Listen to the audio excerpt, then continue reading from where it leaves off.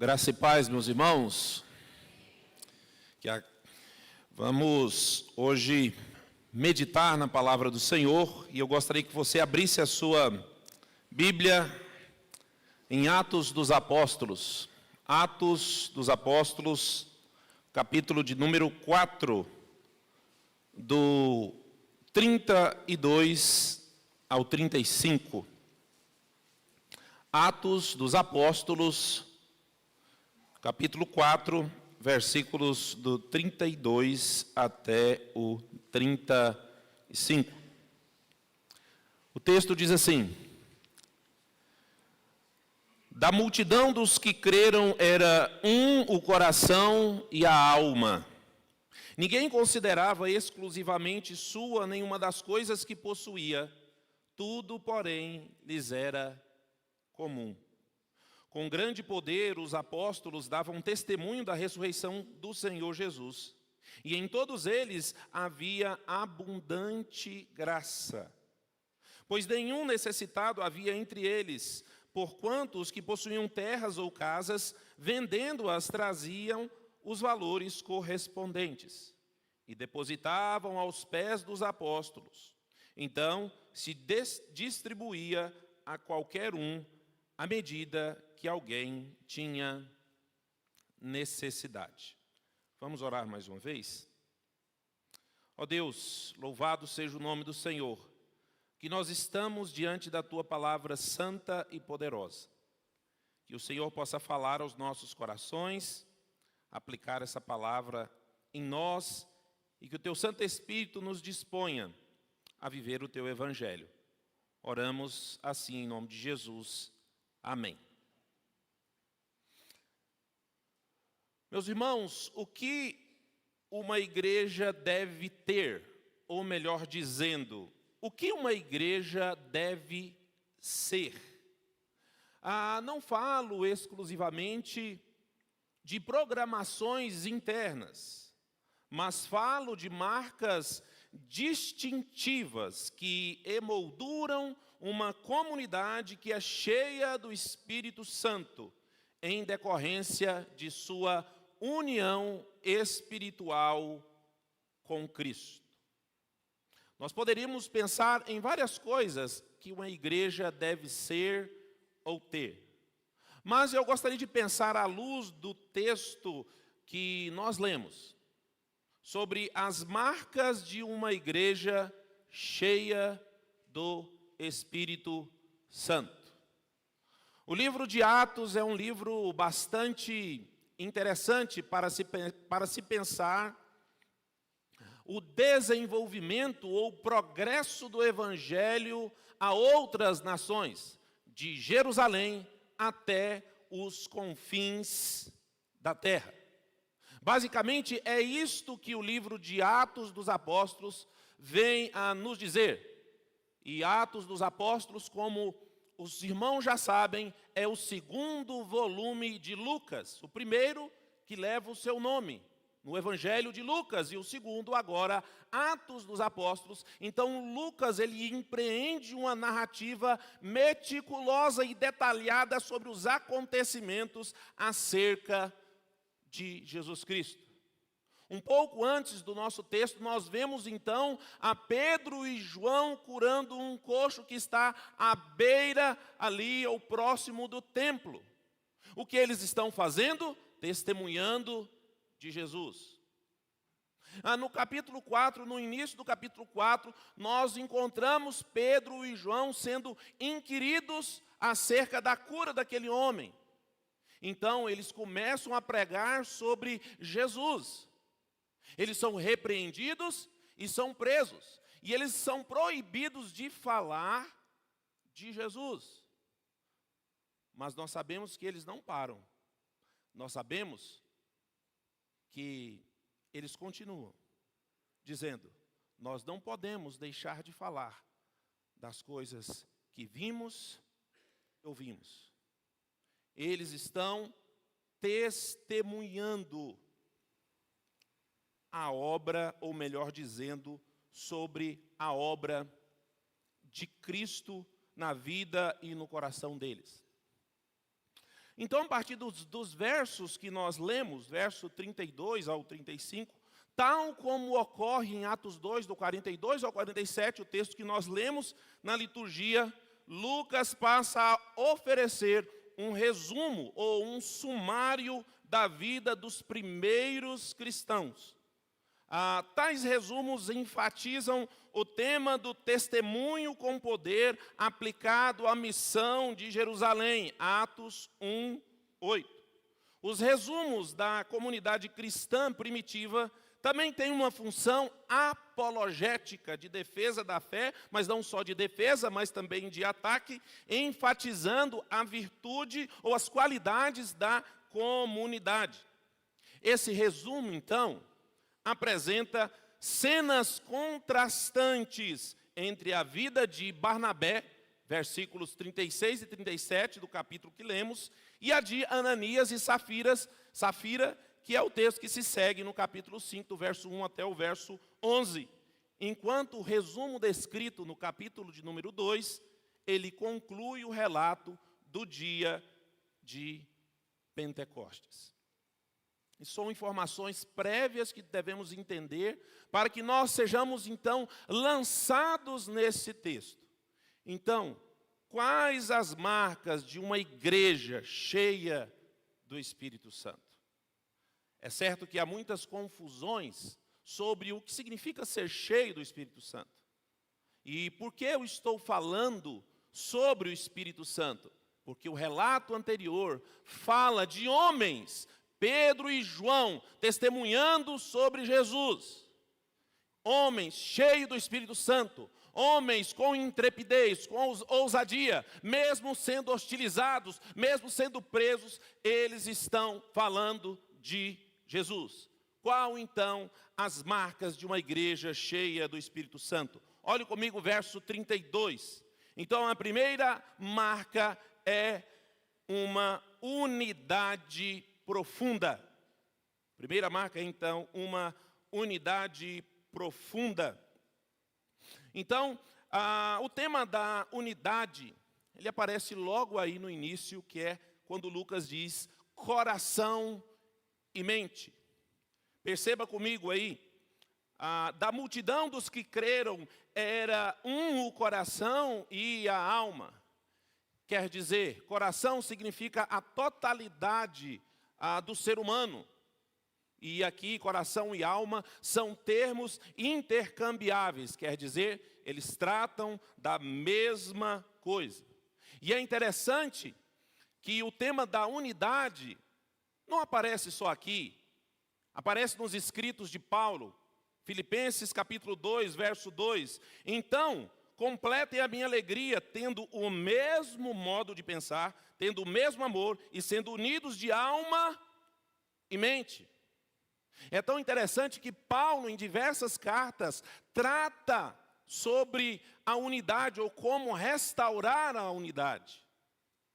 Nesta carta de Filipenses, ele trata de um conflito entre Evódia e Sintique, no capítulo de número 4. Unidade é algo importante, unidade é algo que uma igreja cheia do Espírito Santo deve ter. Mas não somente isso. Nós vemos também em Romanos, no capítulo 15, dos versos de 5 a 6, onde Paulo diz: ora, o Deus da paciência e da consolação lhes conceda o mesmo modo de pensar de uns para com os outros, seguindo Cristo Jesus, para que vocês, unânimes a uma só voz, glorifiquem o Deus e Pai de nosso Senhor Jesus Cristo. É fato, meus irmãos, que a unidade é fator preponderante, fundamental para uma igreja cumprir os propósitos de Deus. Isso é tão verdade que o próprio Senhor Jesus, na oração sacerdotal, João capítulo 17, verso 23, ele ora para que a igreja possa ter unidade, assim como tem a Trindade, Pai, Filho e Espírito Santo.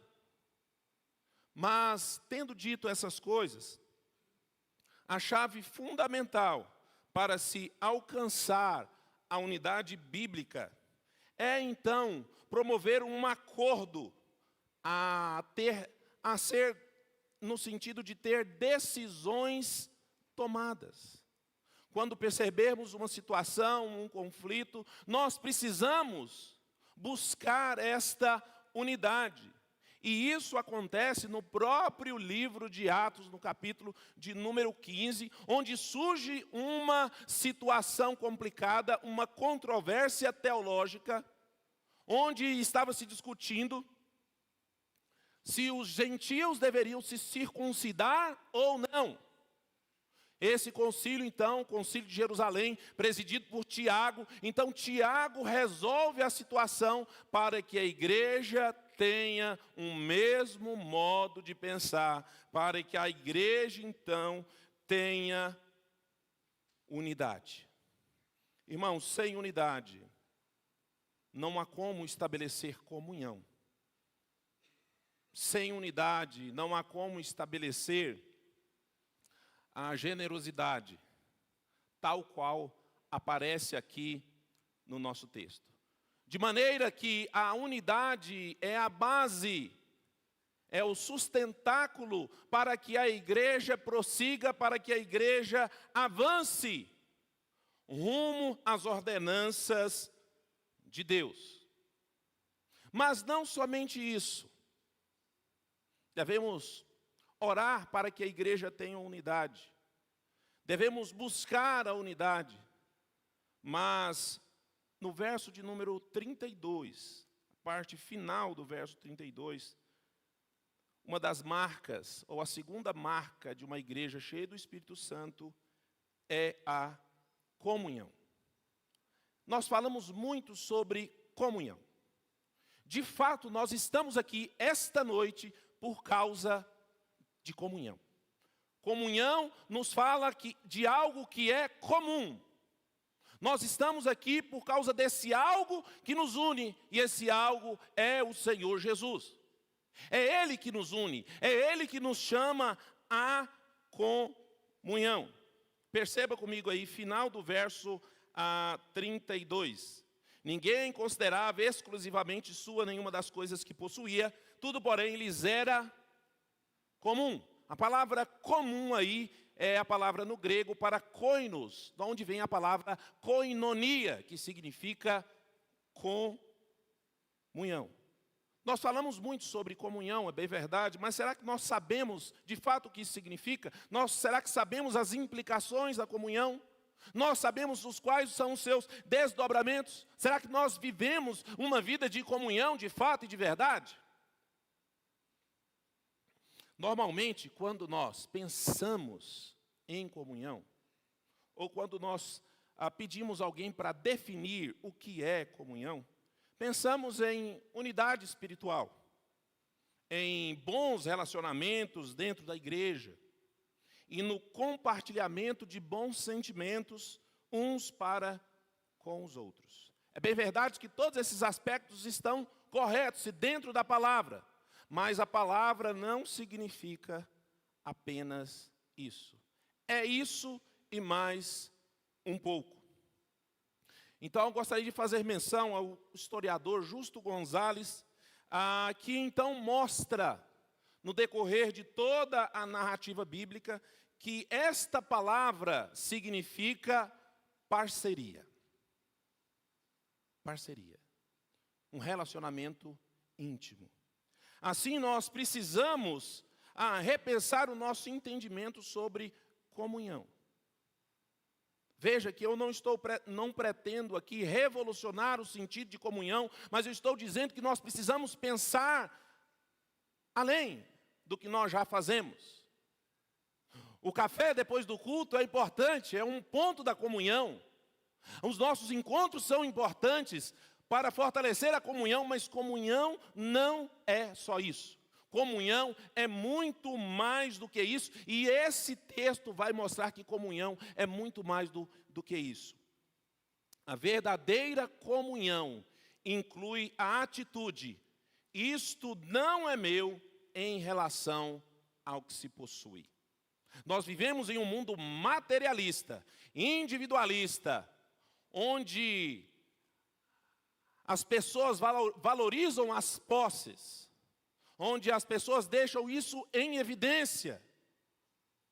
Mas esse texto mostra algo muito importante sobre a comunhão e como ela se desenvolve na nossa vida e na igreja. Então, a verdadeira responsabilidade deve envolver nossas finanças. E esse é um ponto bem sensível, bem crucial. Porque normalmente quando se fala de finanças, causa até arrepio. Mas isso não era estranho para os irmãos aqui da igreja primitiva. E isso é claramente, irmãos, claramente demonstrado aqui por um espírito altruísta que se dispõe a vender os seus bens para que a igreja possa socorrer os irmãos necessitados. Então, meus irmãos, comunhão é muito mais do que sentar para conversar com os nossos irmãos, aqueles que temos mais proximidades. É de fato se envolver com as necessidades dos nossos irmãos. Mas há um terceiro aspecto aqui, sobre as marcas de uma igreja cheia do Espírito Santo. Versículo de número 33. Com grande poder os apóstolos davam testemunho da ressurreição de Jesus, e em todos eles haviam abundante graça. Quando nós olhamos para esse versículo, versículo 33, nós pensamos que esse versículo está deslocado aqui. Porque ele começa falando sobre aqueles que creram, era um o coração e a alma, ninguém considerava sua as coisas que possuía, mas tudo lhes era comum, aí de repente parece que ele faz uma pausa e fala, com grande poder, os apóstolos davam testemunho da ressurreição de Jesus. Mas há algo importante, porque Lucas trabalha esta palavra testemunho em todo o livro de Atos. E não poderia ter um local melhor para Lucas inserir essa palavra. Porque nos versos anteriores, como eu disse logo no início, Pedro e João estão testemunhando. Estão falando de Jesus. E note, eles foram proibidos de falar de Jesus. Mas eles estão testemunhando. Por quê? Por que eles estão fazendo isso? Porque eles entenderam o chamado de Jesus. Porque eles entenderam que o evangelho tinha que prosseguir, que o evangelho tinha que chegar a outros lugares.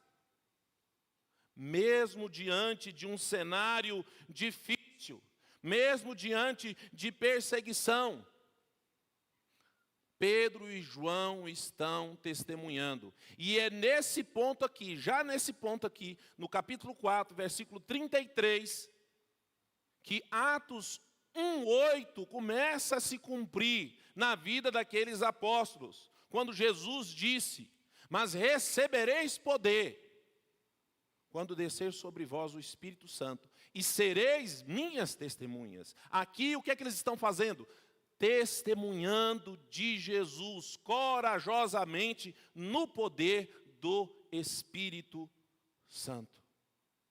Então, esse versículo nos conecta, então, Atos 4:33, à sessão anterior,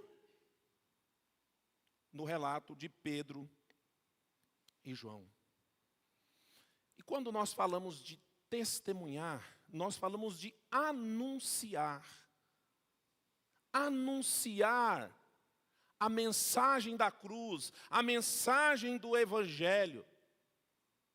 Mas esse anúncio não pode ser de qualquer maneira. Esse anúncio precisa ser fiel. Esse anúncio precisa condizer ou estar estruturado com a mensagem ou com os propósitos de Deus. Irmãos, e parece óbvio falar disso, Mas muitas igrejas do nosso tempo, que se dizem igrejas evangélicas, já deixaram de anunciar o evangelho. Estão colocando, como Paulo diz aos Gálatas, estão colocando um outro evangelho, um evangelho água com açúcar. Um evangelho que não produz nada, um evangelho que massageia o ego, um evangelho que não causa impacto e transformação. E aqueles apóstolos ali, eles não negociam a mensagem, eles não estão ali para agradar homens, porque se fosse, eles não teriam sido presos. Porque a mensagem do evangelho, ela causa ofensa. O evangelho, irmãos, nos ofende.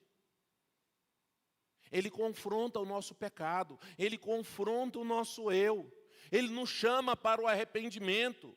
Isso é tão verdade que em Atos capítulo 3, verso 19, quando Pedro, cheio do Espírito Santo, chama aqueles homens ao arrependimento, à conversão.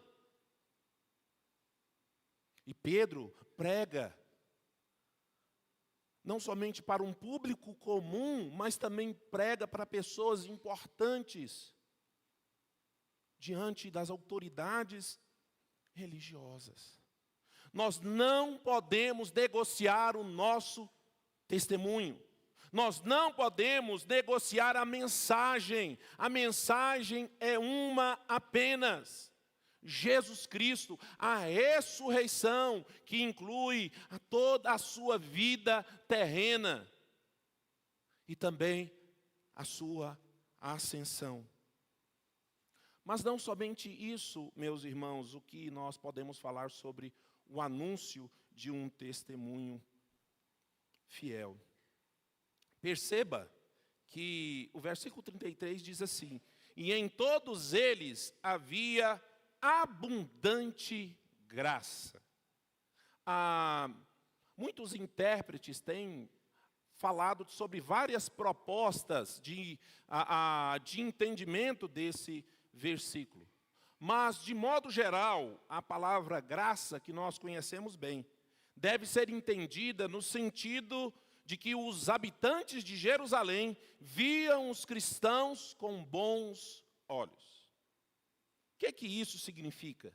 Significa que os não cristãos viam aqueles cristãos com um bom olhar, como sendo pessoas íntegras, como sendo pessoas verdadeiras, como sendo pessoas que professam uma coisa e vivem isso, na verdade. Eram pessoas que de fato entenderam a mensagem e estavam vivendo essa mensagem. É lógico que quando eu digo que eles tinham respeito das outras pessoas de Jerusalém, não estou dizendo que eles não eram passíveis de crítica. Lógico que eram passíveis de crítica e também perseguição, mas o ponto aqui é que o testemunho daqueles homens era um testemunho fiel, um testemunho de vida que causava impacto, que causava um assombro nas outras pessoas. Como anda o nosso testemunho? Como anda o seu testemunho? São perguntas que a gente precisa pensar, a gente precisa refletir, porque isso é sério. Nós não podemos dissociar aquilo que nós cremos daquilo que nós vivemos. Isso é hipocrisia. E nós não podemos fazer isso. Então, algo que os cidadãos de Jerusalém observavam na igreja primitiva. Eles supriam as necessidades do seu povo. Eles ouviam os apóstolos pregarem a doutrina da ressurreição e testemunhavam um poder inerente em razão da presença do Espírito Santo. E o que é que isso significa, meus irmãos? Isso significa que fidelidade no anúncio de Cristo resulta em um viver reto e sincero, de modo a causar impacto no coração de outras pessoas? Será que o nosso testemunho, o nosso compromisso com Cristo causa impacto nas outras pessoas?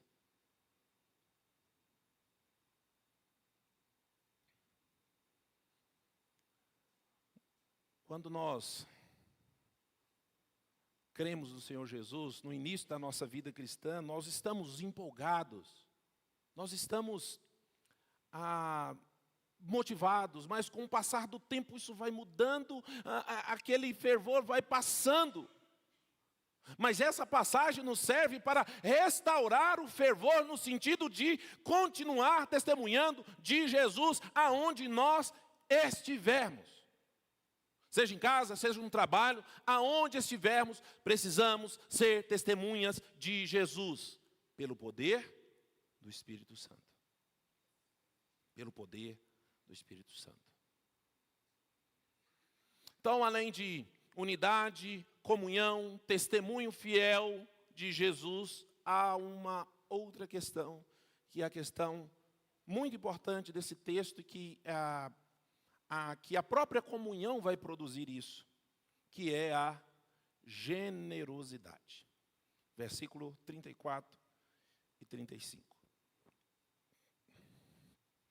Pois nenhum necessitado havia entre eles, porquanto os que possuíam terras ou casas, vendendo-as, traziam os valores correspondentes e depositavam aos pés dos apóstolos.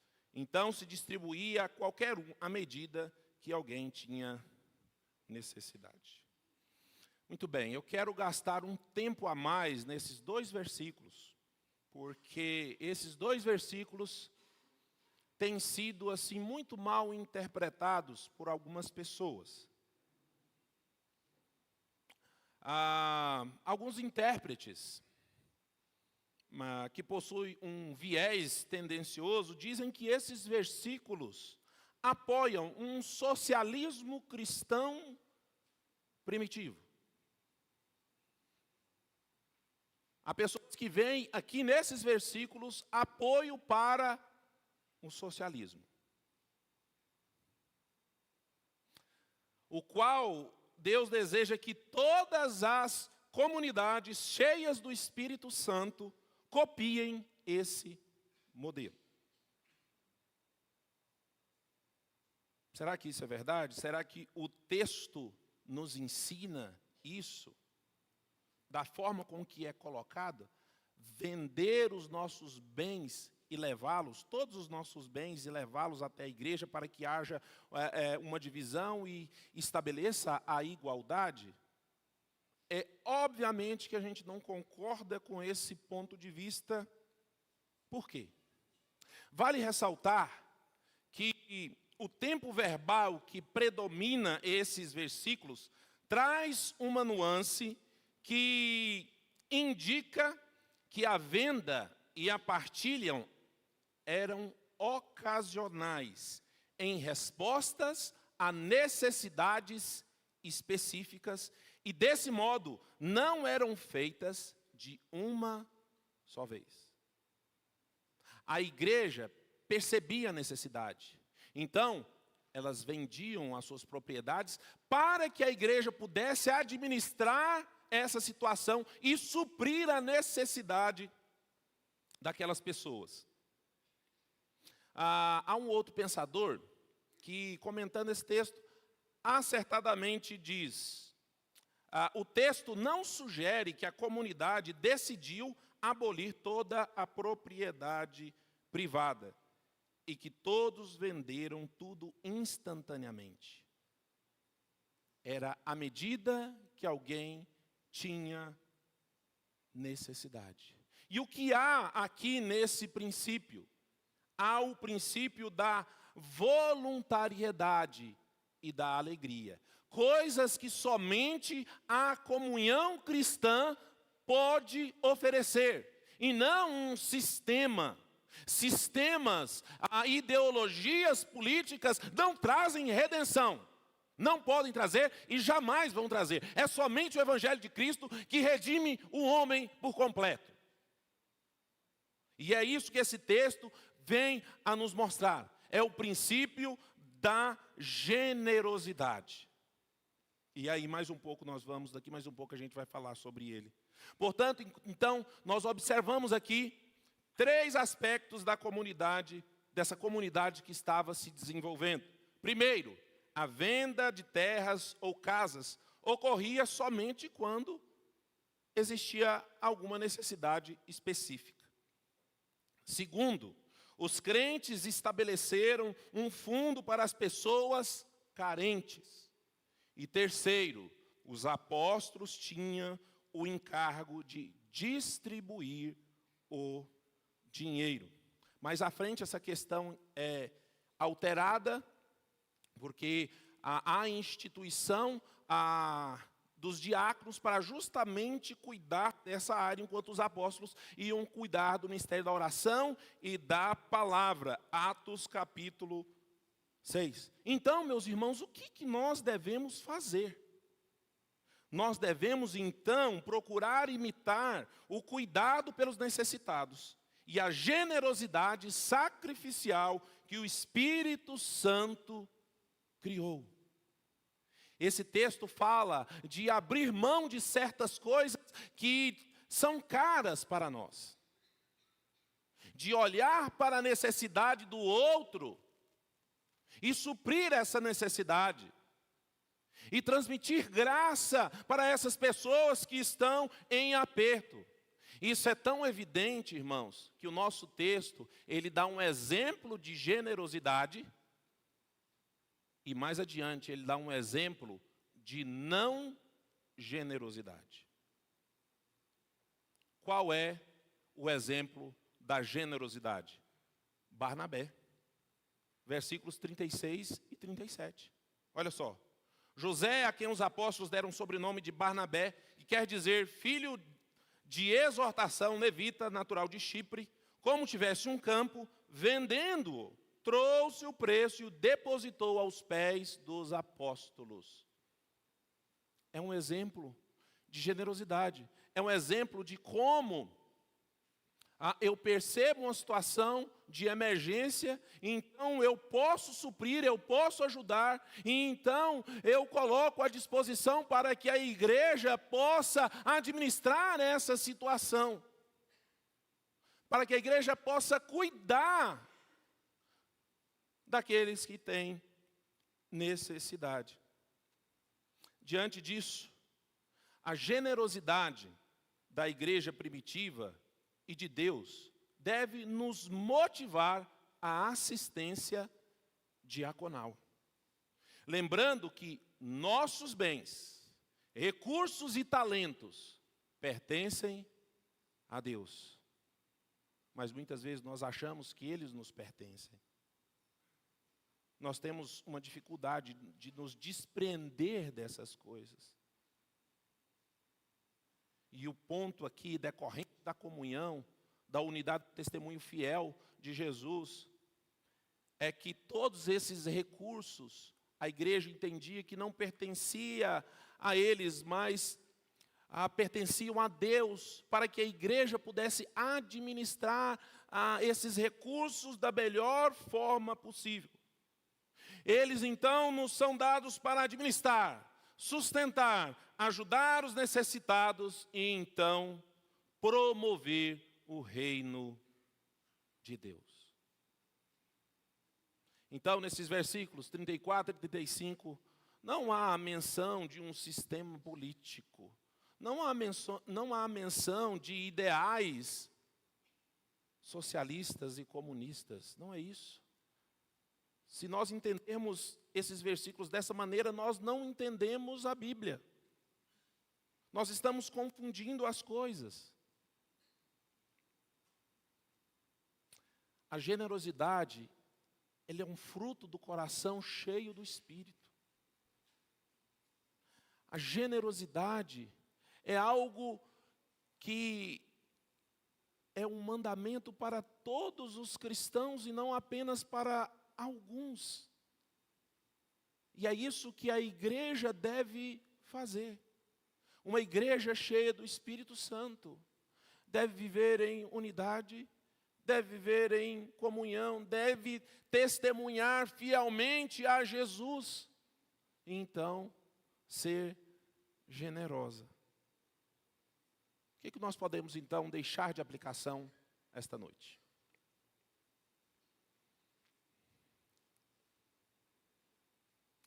Nós precisamos testemunhar corajosamente o Evangelho de Cristo no poder do Espírito Santo. Isso é fato.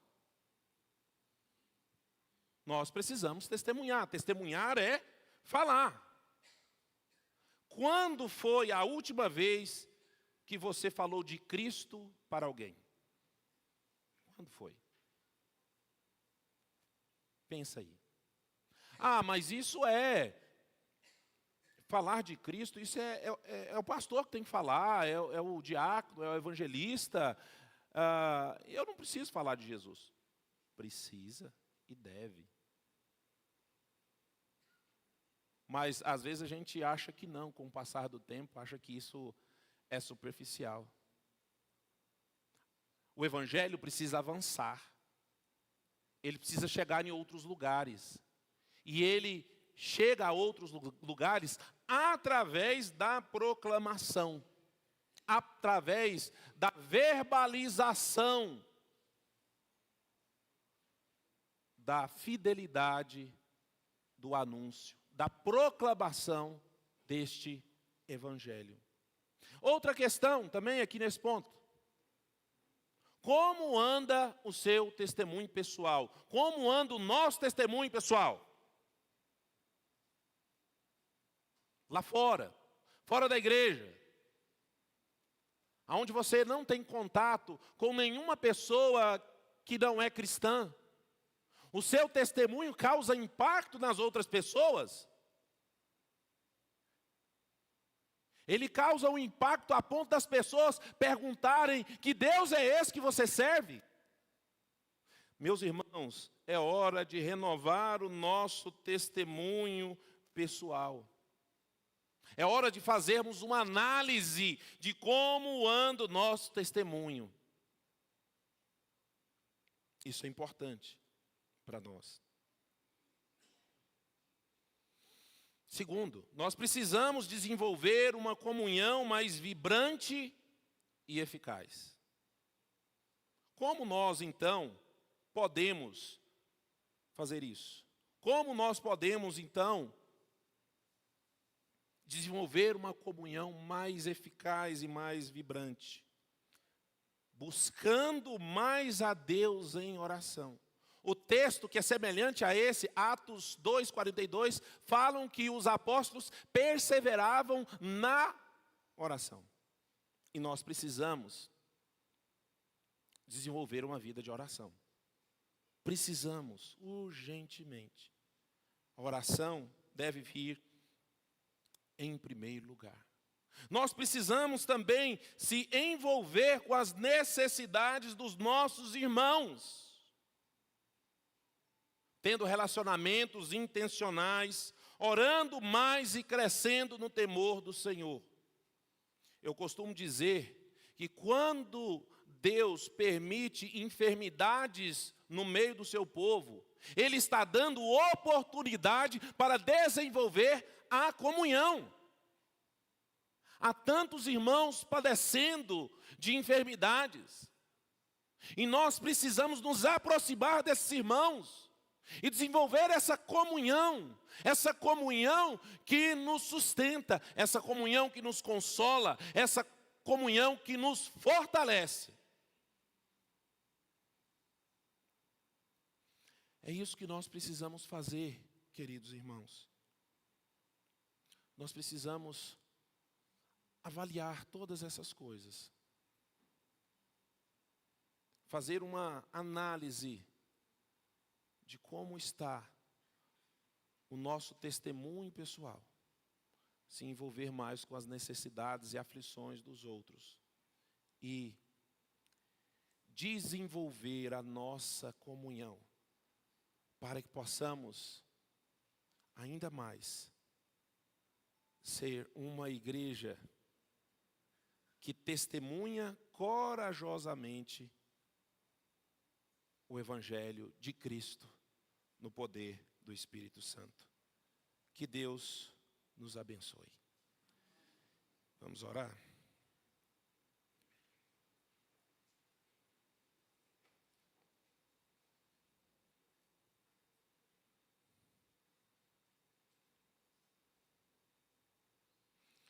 Ó Deus, graças nós te damos. Nós rendemos o teu nome, glorificamos o teu nome, ó Pai. Te damos graças por tudo.